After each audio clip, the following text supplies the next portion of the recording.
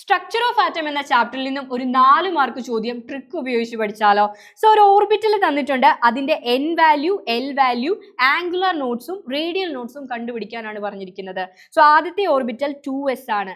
2sന്റെ N value എന്ന് പറയുന്നത് 2ഉം 3dയുടെ N value എന്ന് പറയുന്നത് 3ഉം 4pയുടെ എൻ വാല്യൂ 4ഉമാണ്. അടുത്തത് എൽ വാല്യൂ ആണ്. എസിന്റെ എൽ വാല്യൂ 0, പിയുടെ 1, D2, F3. ഒന്നുമില്ല, നിങ്ങൾ SPDF ഓർഡറിൽ എഴുതുക, 0, 1, 2, 3 ഓർഡറിൽ എഴുതുക. ഓക്കെ, അങ്ങനെയാണെങ്കിൽ 2sന്റെ എൻ വാല്യൂ, എസിൻ്റെത് 0 ആണ്. ഡിയുടെ എൽ വാല്യൂ എന്ന് പറയുന്നത് 2 ആണ്.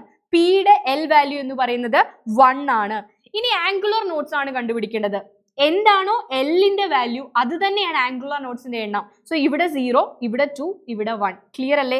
ഈ കോളം എന്ത് തന്നെയാണോ അത് തന്നെ റിപ്പീറ്റ് ചെയ്ത് എഴുതിയാൽ മതി. എൽ വാല്യൂ എത്രയാണോ അത് തന്നെയാണ് ആംഗുലർ നോട്ട്സിന്റെ എണ്ണം. അടുത്തത് റേഡിയൽ നോട്ട്സിന്റെ എണ്ണമാണ് കണ്ടുപിടിക്കേണ്ടത്.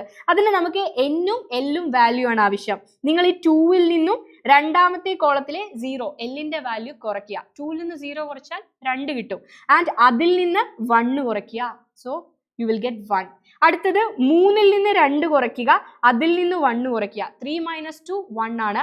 1 - 1 0 ആണ്. അങ്ങനെയാണെങ്കിൽ 4pയുടെ റേഡിയൽ നോട്ട്സ് ഒന്ന് കമന്റ് ചെയ്യാമോ?